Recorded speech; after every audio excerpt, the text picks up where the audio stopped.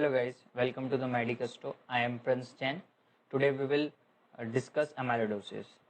So, यहाँ मैंने define लिखी है what is amyloidosis. Basically, amyloidosis is a pathological condition in which there is a deposition of protein which are amorphous. Like उनकी कोई morphology similar नहीं होगी, वो different shape के आपको दिख सकते हैं.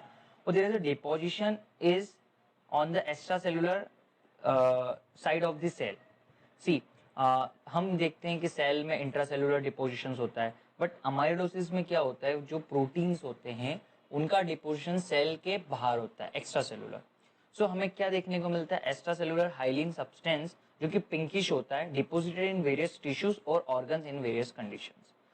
वेरियस कंडीशंस से हमें ये समझना है कि लाइक आपको जितना भी अमाइलोसिस होता है वो सेकेंडरी भी हो सकता है. लाइक किसी पेशेंट को किसी ऑर्गन का लाइक ऑर्गन के डिजीज है, लाइक जैसे अल्जाइमर डिजीज है, तो उसमें अमाइलोसिस भी हमें देखने को मिलेगा. किसी को हार्ट की कोई डिजीज है तो उसमें हमें अमाइलोसिस भी देखने को मिलेगी. हम अभी डिस्कस करेंगे डिटेल में. इन सिंपल पॉइंट में हम देखें, basically aggregation of misfolded protein which leads to deposition of abnormal fibrils. See, हमारी बॉडी में नॉर्मल फिजियोलॉजिकली भी मिसफोल्डेड प्रोटीन फॉर्म होते हैं, बट उनका क्या होता है, डिग्रेडेशन हो जाता है बाय मैक्रोफेजेस या फेगोलाइसोसोम्स के द्वारा या प्रोटियोसोम्स के द्वारा. बट इफ अगर उनका डिग्रेडेशन नहीं होता है, उनका एग्रीगेशन होता है, तो बेसिकली वो एबनॉर्मल फाइब्रिल्स बना लेते हैं. एबनॉर्मल फाइब्रिल्स यानी कि अमाइलॉइड्स बना लेते हैं, और इन अमाइलॉइड्स का जो डिपोजिशन है वो एक्स्ट्रा सेलुलर होता है. So what is the physical nature of amyloids. हमें अगर हिस्टोलॉजी स्लाइड दे दी जाए तो हम उसमें कैसे पहचानेंगे कि अमाइलॉइड है.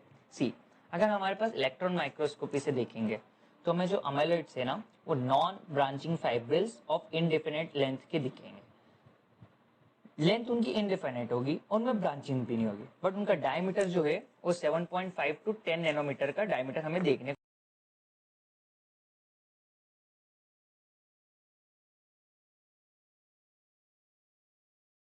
बात करें अगर एक्सरे क्रिस्टलोग्राफी. सी, आपको इलेक्ट्रॉन माइक्रोस्कोपी में नहीं दिखा, आप नए नए पैथोलॉजी डिपार्टमेंट में गए, आपको नहीं समझ आया, आप एक्सरे क्रिस्टलोग्राफी करिएगा.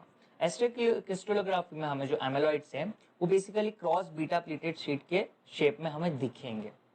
ओके, फिर भी हमें लगा कि नहीं, हमें इसमें भी नहीं दिख रहा है, लाइक होता है कई बार स्लाइड्स में. सो बेसिकली सबसे बेस्ट स्टेनिंग कर लीजिए. स्टेनिंग से क्या होगा, उसका कलर चेंज होगा. सी, क्रॉस बीटा प्लेटेड शीट जो है, इस पे अगर हम कॉन्गो रेड स्टेन से स्टेनिंग करेंगे, कॉन्गो रेड स्टेन जो होता है वो बेसिकली हमारा बेस्ट स्टेन होता है अगर अमाइलोसिस को आपको डायग्नोज करना है तो. सो यहाँ पे कॉन्गो रेड स्टेन हम यूज करेंगे, जिसकी वजह से हमें एप्पल ग्रीन बाय रेफरेंसेस देखने को मिलेगा. आप इमेज में देख सकते हैं, इस तरीके से हमें अपीयरेंस होगा अमाइलोइडोसिस का. Okay, so what is the chemical nature of amylosis. ये जो बने हैं प्रोटीन्स, फाइब्रिल्स, ये बने कैसे है, किस चीज से बने हुए. So chemical nature of amylosis, basically ये जो 95% इनका अमाइलोइड का जो पार्ट है वो फिब्रिल प्रोटीन का है. फिब्रिल प्रोटीन क्या होता है, हमने जस्ट अभी देखा कि एग्रीगेशन ऑफ मिसफोल्डेड प्रोटीन, ज्यादा अमाउंट में तो एबनॉर्मल फिब्रिल्स बन जाएंगे और वो डिपोजिटेड हो जाएंगे सेल में.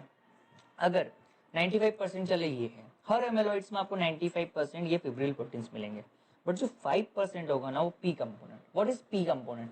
पी कंपोनेंट जो है वो डिजीज पर डिपेंड करेगा. जैसे अगर किसी पेशेंट को अल्जाइमर डिजीज हुई है तो उसमें जो पी प्रोटीन होगा ना वो बीटा, ए बीटा होगा. किसी को प्रियॉन्स डिजीज है तो उसमें जो प्रियॉन्स होंगे ना वो 5% कंटेंट बनाएंगे. सो ये डिजीज पे डिपेंड करेगा, और इस बेसिस पे हम डिफाइन भी कर सकते हैं कि ये इस डिजीज का पार्ट है अमाइलॉइड. ओके, अभी हम आगे इसको आप और अच्छे समझेंगे. सी, इस 5% के जो चेंजेस है ना, हमें कुछ कॉमन फॉर्म्स ऑफ अमाइलॉइड मिलते हैं. ये basically common forms of amyloid है, ये आपको बहुत कॉमनली दिखेंगे डिजीजेस में. जैसे कि अमाइलॉइड लाइट चेन प्रोटीन, इसमें क्या होगा, 95% तो वही फिब्रिल प्रोटीन, और पी जो है एल आ गया. एल क्या, लाइट चेन से ही अभी हम आगे डिस्कस करेंगे. Amyloid associated protein, beta amyloid protein, basically 3 common forms of amyloid, इनको हम डिटेल में स्टडी करते हैं.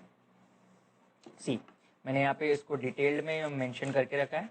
सो what is amyloid light chain protein. Basically जब हमारी बॉडी में आईजी इम्यूनोग्लोबिन की जो लाइट चेन है वो इंक्रीज होती है, तो उसका प्रोटियोलिसिस करने पे हमें एल टाइप के फिब्रिल प्रोटीन्स देखने को मिलते हैं. ओके, सो ये अमाइलॉइड चेन प्रोटीन ऐसे फॉर्म होते हैं। अमाइलॉइड एसोसिएटेड प्रोटीन कैसे फॉर्म होते हैं? सी गाइस, बेसिकली जब भी हमारी बॉडी में क्रोनिक इन्फ्लेमेशन होता है, तो क्रोनिक इन्फ्लेमेशन में मैक्रोफेज एक्टिवेशन होता है, देन इंटरल्यूकिन रिलीज होते हैं, ये हम आगे डिटेल में देखेंगे। सो इंटरल्यूकिन रिलीज होते हैं, वो लीवर को स्टिमुलेट करते हैं। लीवर के स्टिमुलेशन से क्या होता है, बेसिकली आपको ये याद रखना है, सीरम अमाइलॉइड एसोसिएटेड प्रीकर्सर्स जो है फॉर्म होते हैं। इन सीरम अमाइलॉइड एसोसिएटेड प्रीकर्सर का प्रोटियोलाइसिस करने पर हमें ए प्रोटीन टाइप देखने को मिलता है बॉडी में। Beta amyloid protein, how it is formed? Basically, amyloid precursor protein, which is a larger transmembrane glycoprotein, when undergoes proteolysis, it forms A beta protein. A beta protein हमें कौन सी disease में देखने को मिलते हैं? Basically, it will definitely found in Alzheimer disease. Alzheimer disease में क्या होता है? Basically, A beta protein will form cerebral plaques, and it is also deposited in the walls of cerebral blood vessels. जो cerebral blood vessels होगी, उनकी walls में हमें A beta protein का डिपोजिशन देखने को मिलेगा। सो ये तो हम तीन कॉमनली फॉर्म हमें एमाइलॉइड के फॉर्म मिल गए। कुछ और फॉर्म्स भी होते हैं एमाइलॉइड के, basically transthyretin. What is a transthyretin? Basically it is a hormone which normally transport thyroxine and retinol, but when it will get mutated, so mutated transthyretin will form amyloid. ये अभी हम आगे disease में देखेंगे। एक और form है amyloid का beta two microglobin. It is a component of amyloid A beta two M. अभी आपको बस ये एक जनरल ओरिएंटेशन याद रखना है, आपको ये डिटेल्ड में अभी आगे देखने को मिलेगा। सो गाइस, अभी तक हमने क्या क्या देखा? हमने एमाइलॉइड्स की डिफाइन देखी, कैसे मिसफोल्डिंग हो के एबनॉर्मल फाइब्रिल्स बनते वो देखा, फिजिकल नेचर देखा अमाइलॉइड का, इलेक्ट्रॉन माइक्रोस्कोपी में हमें कैसे दिखेंगे, एक्सरे क्रिस्टलोग्राफी में कैसे दिखेंगे, केमिकल नेचर देखा अमाइलॉइड का, कॉमन फॉर्म्स क्या क्या होते हैं अमाइलॉइड के वो हमने डिस्कस करे। अब हम इसकी पैथोजेनेसिस और इसका क्लासिफिकेशन हम देखने वाले हैं। सो what is a classification and pathogenesis of amyloidosis? So pathogenesis से आप क्या समझते हैं? नॉर्मल फिजियोलॉजिकल कंडीशन ना होके उसमें कुछ डिजीज देखने को मिलती। सी, नॉर्मली हम सेल्स में मिसफोल्डिंग प्रोटीन्स को देखते हैं, मैंने आपको पहले बताया, and misfolding protein are degraded by proteasomes and macrophages. जब इनकी जरूरत नहीं होती है डिग्रेड हो जाते हैं, बट ऐसा सिस्टम ना हो, ये डिग्रेड ना हो, तो क्या होगा? अमाइलोइडोसिस होगी। What is amyloidosis? Basically in this there will be no degradation of protein occur. So what will happen? Definitely accumulation of misfolded protein outside the cell happens. So इस अमाइलोइडोसिस की condition में ये system work नहीं कर रहा है, प्रोटियोसोम्स macrophages destroy नहीं कर रहे हैं मिसफोल्डेड प्रोटीन को, तो वे डेफिनेटली उनका एक्यूमुलेशन हो जा रहा है। अब उनका एक्यूमुलेशन एक्स्ट्रा सेलुलरली हो रहा है। अब मेरे माइंड में एक क्वेश्चन अभी यहाँ आ रहा है कि what will happen if they are present outside the cell? वो इनसाइड द सेल नहीं है। सी, अगर इनसाइड द सेल होते तो सेल इंजुरी बहुत हद तक कॉज करते हैं, आउटसाइड रह के वो क्या कॉज करेंगे सेल में? आप सोचो। अभी लेक्चर में कंटिन्यू मैं आपको कुछ चीजें बताने वाला हूँ जिससे आपको इसका आंसर मिल जाएगा, ध्यान से सुनिएगा लेक्चर्स को। सो बेसिकली एक्स्ट्रा सेलुलर होके भी ये सेल्स को डैमेज कर रहे हैं। कैसे? सोचो आप। फिर अब मैंने क्या करा, ये जो प्रोटीन्स है ना, बेसिकली मिसफोल्डेड प्रोटीन, इनकी कुछ कैटेगरीज बना दी है। कैसे कैटेगरीज बना दी? जैसे हमने अभी पीछे देखा ना, एएल प्रोटीन्स, ए प्रोटीन कॉमन फॉर्म्स होते हैं अमाइलॉइड के, और ये सम अदर फॉर्म्स में हमने ट्रांसथायरिन प्रोटीन देखा था। तो ये कैसे बन रहे हैं और उनको कैटेगराइज कर दिया। कैसे कैटेगरी बनाई? सी, बेसिकली अगर नॉर्मल प्रोटीन का एबनॉर्मल अमाउंट में प्रोडक्शन हो रहा है तो वो इस कैटेगरी में, और अगर प्रोडक्शन नॉर्मल है और प्रोटीन में म्यूटेशन हो गया तो वो इस कैटेगरी में आ गया। चलिए बेसिक देखिए। बेसिक ये है कि कोई नेटिव फोल्डेड प्रोटीन है, वो अमाइलोइडोजेनिक इंटरमीडिएट बनता है, थोड़ा देखिए ना मिसफोल्डिंग हो रही है इसमें। फिर क्या होता है? Monomer assemble to form beta seated sheet structure. Beta sheet हमें दिखती है, हमें पीछे डिस्कस करा था, बीटा शीट पे हम कॉन्गोरेट स्ट्रेनिंग करते हैं तो फिर वो हमें एप्पल ग्रीन बाइफ्रिंजेस दिखी, वो यही चीज है। अब इससे फाइब्रिल्स बन जाते हैं, है ना, यही यहाँ पे स्टेप्स है। सो देखें, एक्वायर्ड म्यूटेशन हुआ, एक्वायर्ड म्यूटेशन जैसी होगा there will be the monoclonal beta lymphocyte proliferation occur. इसकी वजह से क्या हुआ? There is a development of large amount of plasma cells in the body. Plasma cells will produce immunoglobin light chain. Immunoglobin produce करते हैं ना B sales, plasma cells हमने पढ़ा है इम्यूनिटी प्रोवाइड करने के लिए। सो बेसिकली उसमें लाइट चेन्स जो होती ना वो अगर इंक्रीज हो जाएगी तो उनका प्रोटियोलाइसिस होगा और वो एल टाइप के प्रोटीन और अमाइलॉइड बन जाएंगे। ओके, ये एक हो गया। ए प्रोटीन कैसा बनेगा? क्रोनिक इन्फॉर्मेशन होगा। In the chronic inflammation, there will be the accumulation or increased number of macrophages activation occur. Macrophages activation will release cytokine. Cytokine like interleukin 1 and interleukin 6 is present in the body or in the chronic inflammation condition. So this cytokine will stimulate liver cells or hepatocyte to secrete serum amyloid associated precursor protein. On proteolysis, this protein will form AA protein. Simple mechanism. अगर हम ट्रांसथायरेटिन की बात करें, जो हमने देखा था कि ट्रांसथायरेटिन क्या होता है, रेटिनॉल और इनका हार्मोन्स का ट्रांसपोर्ट करते हैं, बट अगर उनमें म्यूटेशन हो जाता है तो mutanted transthyretin aggregate to form ATTR protein, यानी कि ट्रांसथायरेटिन का म्यूटेशन फॉर्म। सो हमने ये एक जनरलाइज कैटेगरी बना ली है। Now we will see the classification of the amylosis, how we will classify the amyloidosis in different conditions. See, simple classification है basically localized amyloidosis, systemic और generalized amyloidosis और familial amyloidosis. So basically localized से name ही suggest कर रहा है कि ये एक organ तक ही limited रहेगा। सिस्टमिक और जनरलाइज्ड amyloidosis में हम देखते हैं कि बहुत सारे organs जो है affect होते हैं। और familial it is a hereditary amyloidosis। इस तीनों टाइप्स ऑफ एमाइलोसिस को हम डिटेल में स्टडी करने वाले हैं। Okay, so what is a localized amylosis? Basically it is limited to single organ और tissue. What are diseases associated with this amylosis? Basically we can see medullary carcinoma thyroid. So basically in this thyroid carcinoma thyroid there will be a lot of production of the calcitonin. So हमें किस type के amyloid हम इसमें देखना चाहेंगे? हमें A calcitonin type के amyloid मिलेंगे इसमें। सो हम क्या बोल सकते हैं? Production of calcitonin, then A Cal produce. Alzheimer disease की बात करें तो अल्जाइमर डिजीज में हमें ए बीटा एमाइलॉइड डिपॉजिटेड देखने को मिलेंगे। टाइप 2 डायबिटीज मेलिटस, जिसे हम बहुत अच्छे से स्टडी करते हैं, टाइप 2 डायबिटीज मेलिटस में क्या होता है? बेसिकली AIAPP डिपॉजिटेड, यानी कि AIPP का फुल फॉर्म क्या? Amyloid oscillate isolates associated pancreatic peptide जो है डिपॉजिटेड हो गए। आई नो आपको ये याद अभी नहीं हो रहा है, कोई बात नहीं, जब हम सिस्टमिक पैथोलॉजी पढ़ेंगे और अभी आगे लेक्चर में भी इसको बार बार डिस्कस करेंगे तो आपको याद हो जाएगा। Okay, don't worry.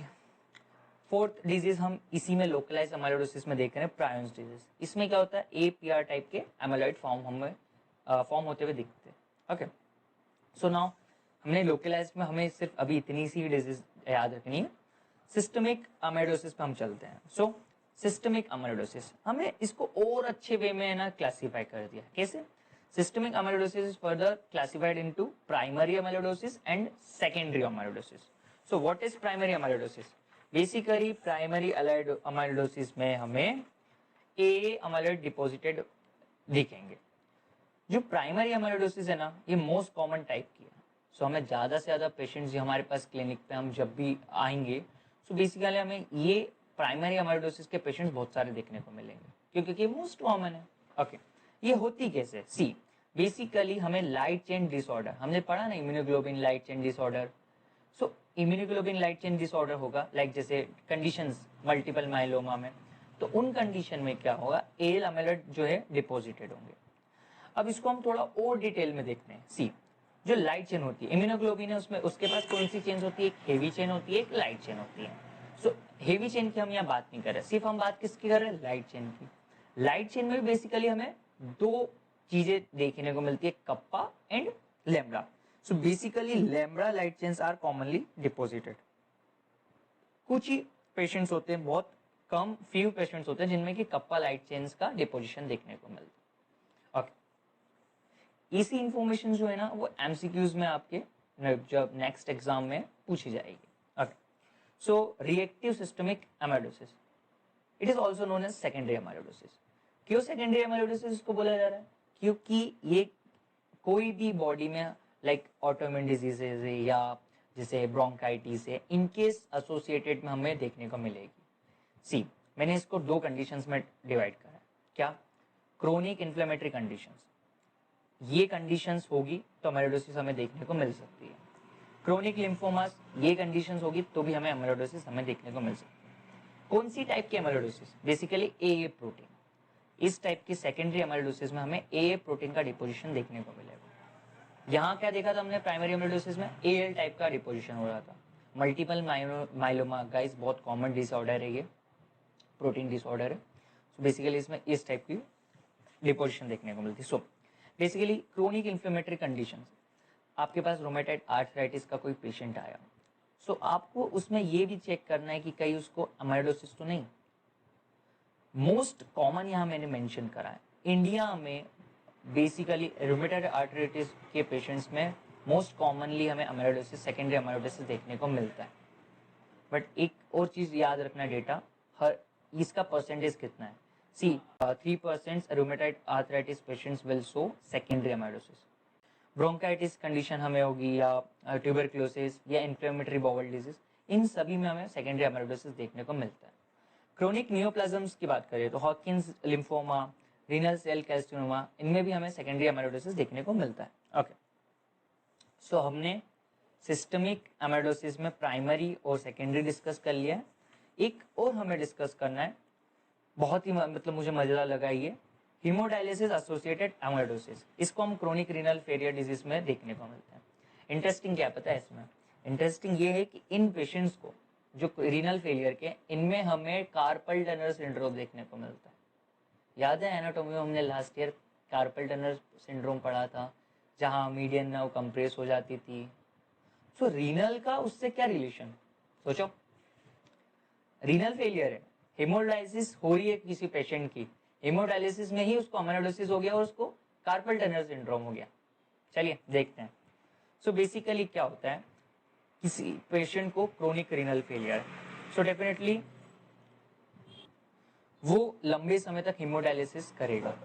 हीमोडायलिसिस क्या होता है? बेसिकली डायलेशन का, हमारी किडनी एक्सक्रीट नहीं कर पाती है बहुत सारे चीजों को, तो हीमोडायलिसिस से हमको प्यूरिफाई करना है ब्लड को। सो बेसिकली क्या हो रहा है, basic haemodialysis membrane which was used could not filter beta two microglobulin through. जो हीमोडायलिसिस की मेम्ब्रेन यूज करी ना, वो बेसिकली बीटा टू माइक्रोग्लोबुलिन को फिल्टर नहीं कर पाती है। सो इसकी वजह से क्या होगा, there will be deposition of beta two microglobulin in the body. Okay, so beta microglobulin का क्या हो जा रहा है, डिपोजिशन हो रहा है बॉडी में, ये फिल्टर नहीं हो पा रहा है। सो इसकी वजह से क्या होगा, there will be the A beta two M type amyloid will be deposited in the body. Where will it deposited? it will deposit in the joints, tendons and ligaments. So joints affect हो रहे हैं, joints affect हो रहे हैं, so हमारा wrist joint भी affect होगा, और wrist joint affect होगा तो हमें कार्पल टनर सिंड्रोम देखने को मिल सकता है इनमें। अब मजेदार बात ये है कि ये बुक्स में लिख दी है, बट अभी ज्यादा देखने को नहीं मिलता है। क्यों? अरे पहले जो है ना हीमोडायलिसिस मेम्ब्रेन ना अच्छी यूज नहीं होती थी, अब जो हीमोडायलिसिस मेम्ब्रेन यूज करते हैं ना, उसको बहुत अच्छा सा उन्हें मॉडिफाइड कर दिया है, जिसकी वजह से ना beta two microglobulin almost filter हो जाते हैं। अब ऐसी कंडीशंस कम देखने को मिलती है। ओके, अब हम लास्ट देखने वाले हैं हेरिडिटरी अमाइलोइडोसिस। हमने यहाँ पे मेंशन करा था ना 3 अमाइलोइडोसिस की classification, localized, systemic and familial. So familial is hereditary amyloidosis में। सो बेसिकली हेरिडिटरी अमाइलोइडोसिस में हमें एजिंग अमाइलोइडोसिस पढ़ना है और फेमिलाइल अमाइलोइडोसिस पढ़ना है। एजिंग अमाइलोइडोसिस, एजिंग मतलब क्या होता है? बेसिकली एजिंग होना एल्डरली पीपल्स में हमें देखने को मिलेगी, इसको सिनाइल अमाइलोइडोसिस भी बोलते हैं। So basically there is a deposition of amyloids in the elderly peoples. क्या अराउंड एज होना चाहिए? 70 या 80। इस एज में पेशेंट को अमाइलोइड का डिपोजिशन हो रहा है उसकी बॉडी में। कहाँ हो रहा है? एक्स्ट्रा सेलुलर स्पेस या एक्स्ट्रा सेलुलर स्पेस में हो रहा है। किस टाइप के अमाइलोइड्स डिपॉजिट हो रहे हैं? नॉर्मल ट्रांसथायरेटिन। ट्रांसथायरेटिन का वर्क क्या पढ़ा था हमने? ये क्या करता है? ट्रांसपोर्ट, थायरोक्सिन और रेटिनॉल का ट्रांसपोर्ट करता है। अब क्या कर रहा है? अब डिपॉजिट हो रहा है। कहाँ डिपॉजिट हो रहा है? जनरली हमने जो एजिंग अमाइलोइडोसिस के केसेस आते हैं ना, ओल्ड पीपल्स आते हैं, ओल्ड पेशेंट्स होते हैं, बेसिकली वो आके कंप्लेंट करते हैं कि उनके हार्ट में प्रॉब्लम हो रही है, तो हमें लगता है कुछ शायद मिट्रल ट्राइकस्पिड वॉल अफेक्ट हो गया होगा, बट बेसिकली एमेलॉइड डिपॉजिट हो रहा है, उनके जो हार्ट है वो अफेक्ट हो रहा है। यूजुअली हार्ट ही देखा जाता है और कोई ऑर्गन ज़्यादा नहीं देखे जाते हैं। और क्या हो सकता है? अगर ये ट्रांसथेरेटिन फ्यू पीपल्स में देखा जाता है, यूएस में जो अफ्रीकन रेसिड्यूज हैं उनमें ये देखा गया है कि जो ट्रांसथेरेटिन है ना, उनका म्यूटेशन हो गया। अब म्यूटेशन भी फॉर्म, जो म्यूटेड फॉर्म भी वो भी हार्ट को अफेक्ट कर रहा है।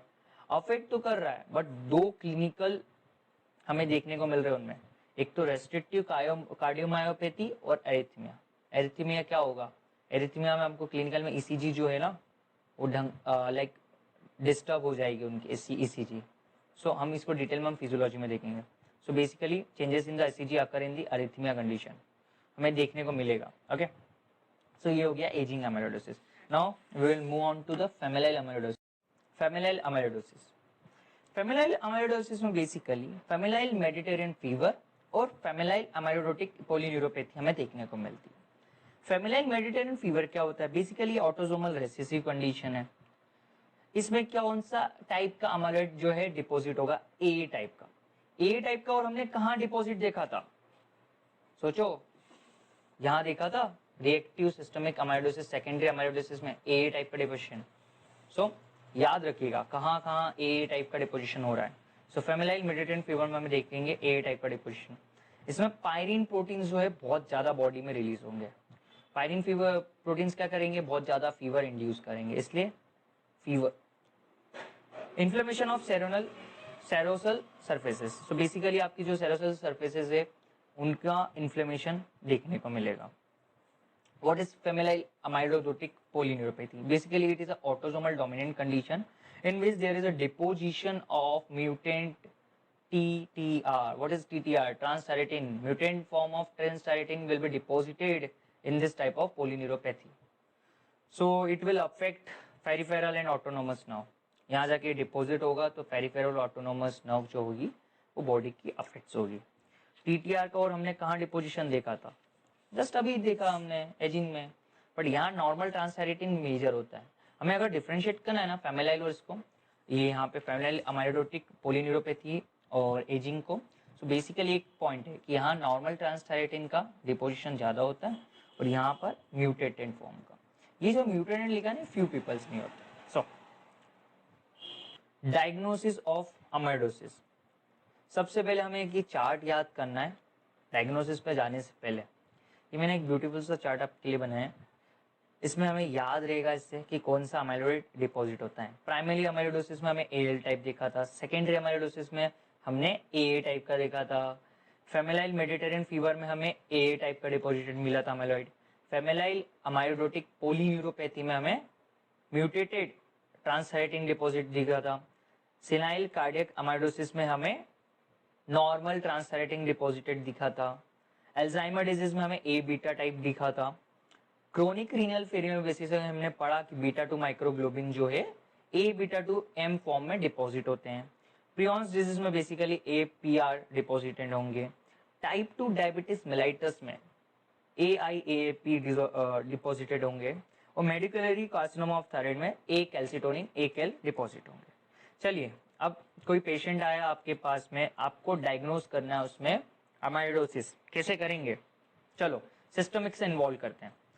सिस्टमिक, कोई उसका सिस्टम, कोई सा उसका ऑर्गन पेशेंट का डैमेज हो गया, हमें अब उसका सैंपल लेना होगा। सबसे पहले सैंपल लेने को क्या बोलते हैं? बायोप्सी। उसकी बायोप्सी करेंगे हम। सो बायोप्सी के लिए क्या क्या साइट से कैसे लोगे उसके biopsy? So basically abdominal fat pad aspirate, abdominal fat pads का हम बायोप्सी लेंगे। ये सबसे हाईली स्पेसिफिक होती है, लो सेंसिटिविटी होगी। सेकेंड प्रायोरिटी में हम रखते हैं रीनल बायोप्सी और थर्ड में जिंजिवाइल बायोप्सी रखते हैं हम। इस तरीके से हम बायोप्सी सैंपल ले लिया। अब बायोप्सी सैंपल आने के बाद अब हम क्या करेंगे? हम करेंगे स्टेनिंग। स्टेनिंग करेंगे तभी तो हमको स्लाइड पे दिखेगा अमाइलोइडोसिस। ओके, चलो स्टेनिंग करते हैं। हम आ गए स्टेनिंग पे, स्टेनिंग फॉर अमाइलोइडोसिस। अब हमें इतनी सारी स्टेनिंग्स को पढ़ना है। ओके, बेसिकली हिमेटॉक्सिलिन और इसिनोफिलिक स्टेनिंग करने पर हमें स्लाइड पिंक कलर की दिखती है। एच स्टेन बोलते हैं इसको, पिंक कलर हमें दिखेगा स्लाइड पर, बट हम इसको ज्यादा यूज नहीं करते हैं। बेस्ट स्टेन फॉर एमाइलोइड, इसे हम यूज करते हैं Congo red stain. Congo red stain करते हैं, सबसे बेस्ट काम है। लाइट माइक्रोस्कोपी पे हम देखेंगे तो सैल्मन पिंक अपीयरेंस होगा, और हमारे पास पोलराइजिंग लेंस मस्त वाले महंगे वाले लेंसेज है तो उस पर एप्पल ग्रीन बाय रेफरेंस देखने को मिलेगा। आप ये इमेज देख सकते हैं, इसमें इसी तरीके से हमें अमेलॉइड डिपोजिशन देखने को मिलता है। ओके, और भी बहुत सारे स्टेन्स हैं, नाम याद रख लीजिए। पैस स्टेन जो कि मैजेंटा कलर देता है, थायोफ्लेविन एस एंटी इम्यूनोफ्लोरेसेंस होते हैं, methyl violet stain, crystal violet stain जो कि मेटाक्रोमेटिक स्टेन्स होते हैं। ग्रॉस स्टेन कैसे लेते हैं हम स्टेन? सी, कोई हम ऑर्गन आएगा ना, उसको कट सर्विस लेंगे उसकी, उस पर हम आयोडीन डालेंगे, Lugol's iodine. See, point the cut surface of the organ with a Lugol's iodine. Then there will be the mahogany's brown color appear on the slide. When we add H2SO4 on this, there will be the blue color appears. So blue color indicates there will be the amyloidosis. So gross stain करने पे हमें एक blue colour मिल गया, जो blue colour हमको क्या indicate कर रहा है कि डेफिनेटली अमाइलोसिस होगी। ओके, सो हमने स्टेनिंग देख ली एंड अब हम ऑर्गन्स देख लेते हैं कि कौन कौन से ऑर्गन्स जो है वो इन्वॉल्व होते हैं अमाइलोसिस में। अब वो ऑर्गन्स हमारे सामने आएंगे तो हम उसका बायोप्सी और स्टेनिंग करके पहचान लेंगे। सी, सबसे पहले तो हमें कुछ फैक्ट्स याद रखना है। देखिए कि most common organ affected with amyloid, पूरी बॉडी में कौन सा ऑर्गन होगा जो कि अमाइलॉइड से अफेक्ट होगा? Kidney. Most common cause of death in primary amylosis, heart failure. Heart failure होने की वजह से बहुत मोस्ट कॉमन डेथ देखी जाती है प्राइमरी अमाइलोसिस में। Most common cause of death in secondary amylosis, renal failure. ये हमें याद रखना है, हम जब क्लिनिकल में जाएंगे तो हमें बहुत काम आएगा ये। सो आगे बढ़ते हैं। ग्रॉस अपीयरेंस, इन ऑर्गन्स का अपीयरेंस कैसे होगा? सी, कोई भी ऑर्गन में अगर अमाइलोसिस होगा ना तो बेसिकली वो ऑर्गन का जो साइज है वो बढ़ जाएगा, there will be the enlarge organ. Tissue appears grey with a waxy and firm consistency, ऐसे हमें टिश्यूज देखने को मिलेंगे। ओके, चलिए आप ऑर्गन वाइज समझते हैं। सी, किडनी, अगर कोई पेशेंट है अमाइलोसिस हुआ, किडनी अफेक्ट कैसा दिखेगा? सी, ग्रॉसली नॉर्मली है ना, अफेक्टेड इंडिविजुअल में भी, अफेक्टेड पेशेंट में भी हमें किडनी का जो साइज और कलर है वो नॉर्मल दिखेगा, but in advance cases there will be the shrunken of kidney. Shrunken क्यों हो रहा है किडनी का? सिकुड़ जा रही है किडनी, क्यों हो रहा है sir? Due to ischaemia. Ischaemia क्यों होगा? क्योंकि हमें ये कंडीशन देखने को मिलेगी हिस्टोलॉजी स्लाइड्स में। समझे? देखो, जब आपने हिस्टोलॉजिकली देखा तो आपको पता चला कि amyloid is deposited in the glomerula and mesangium. यहाँ अमेलॉइड डिपॉजिटेड हो गए। अब इसकी वजह से इसमें इस्कीमिया कैसे हो गया आगे भी पढ़ना होगा हमें। It can also affect, amyloids can also affect walls of capillaries and arterioles। आ गया भैया हमें अब समझ में कि जो कैपिलरीज और आर्टरियोल्स की वॉल्स अगर अफेक्ट हो रही है, इस्कीमिया हो सकता है। इस्कीमिया होगा, श्रंकन होगी किडनी, एडवांस केसेस में हमें देखने को मिलेगा। क्लिनिकली हमें क्या देखने को मिलेगा? पेशेंट में हमें नेफ्रोटिक सिंड्रोम देखने को मिलेगा, रीनल फेलियर देखने को मिलेगा और यूरीमिया हमें देखने को मिलेगा। ये बात कर ली हमने किडनी की। अब हम बात करेंगे हार्ट, स्प्लीन और लीवर जैसे ऑर्गन्स की भी। सो हार्ट में हमें क्या देखने को मिलेगा?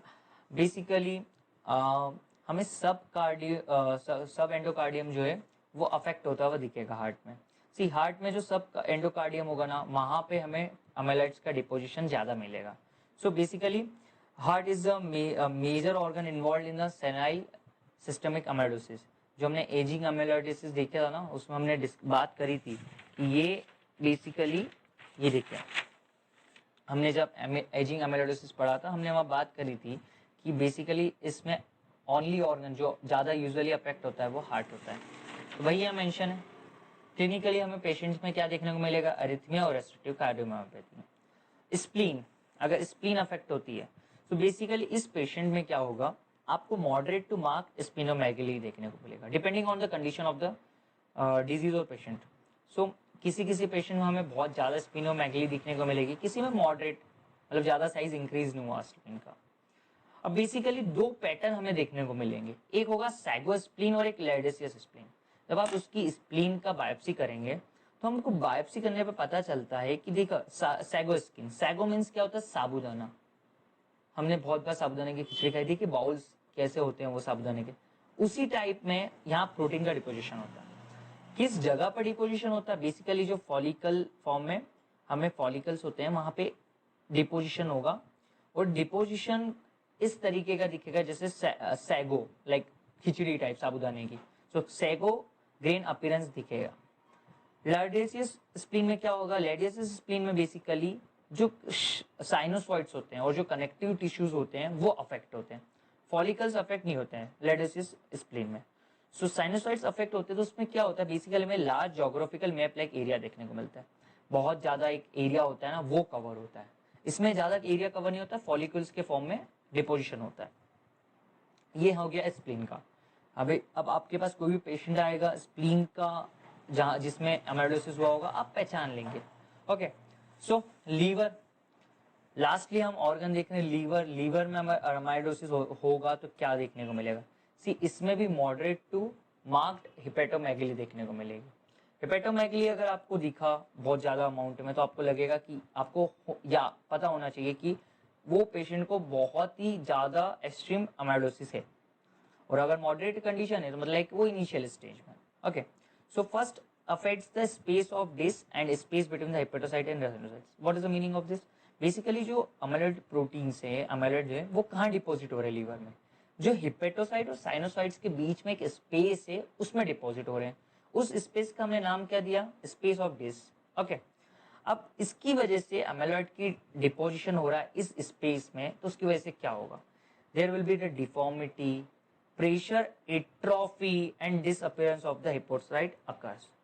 प्रेशर एट्रोफी, गाइस मैंने आपको एक क्वेश्चन पूछा था कि अगर एमाइलोसिस हो रहा है वो सेल के अंदर नहीं हो रहा है, सेल के एक्स्ट्रा सेलुलरली हो रहा है, और फिर भी वो सेल्स को अफेक्ट करता है, कैसे? पता है, जब देखिए एक सेल के सराउंडिंग में एमाइलोसिस प्रोटीन अफेक्ट हुआ, प्रोटीन डिपॉजिट हुआ, तो वो जो दूसरे सेल है ना उस पर प्रेशर बनाएगा, उस प्रेशर की वजह से उस दूसरे सेल की एट्रोफी हो जाएगी। So there will be the pressure atrophy of many cells occur in this condition. So उसकी वजह से क्या होगा? Many cells disappear हो जाएंगे। So disappear of hepatocyte occurs और क्लिनिकली पेशेंट में हमें सिरोसिस देखने को मिलेगा। So हमने क्या क्या कवर करा? हमने कवर करा ऑर्गन इन्वॉल्वमेंट्स, क्या क्या हमने कुछ याद करा कि एमाइलॉइड में कौन ज्यादा अफेक्ट होता है, ग्रॉस अपीयरेंस कैसा होता है, ऑर्गन इनलार्ज हो जाएंगे, टिश्यूज ग्रे हो जाएंगे, किडनी में हमें इस्कीमिया संक्रमण हो जाएगी, clinically neuropathic syndrome, renal failure, uremia देखने को मिलेगा। हार्ट की बात करें तो बेसिकली जो सब एंडोकार्डियम एरिया है वो ज्यादा अफेक्ट होगा। पेशेंट में हमें एरिथमिया और रेस्ट्रिक्टिव कार्डियोमायोपैथी देखने को मिलेगी। स्प्लीन में हमें दो पैटर्न्स देखने को मिलेंगे, सेगो स्प्लीन और लेडेसियस स्प्लीन। और लीवर में बेसिकली हिपेटोमेगली देखने को मिल रहा है, और डिस स्पेस ऑफ डिस में एमाइलॉइड डिपॉजिट हो रहे हैं, और क्लिनिकली हमें सिरोसिस देखने को मिल रही है। Thank you. लास्टली गाइस आपसे रिक्वेस्ट है, चैनल को प्लीज़ सब्सक्राइब करो, जितना ज़्यादा शेयर हो सकता है शेयर करो अपने फ्रेंड्स को, और कमेंट करो। जो भी आपको डाउट्स है वो कमेंट सेक्शन में लिख दीजिए, मैं आपके डाउट क्लियर कर दूंगा।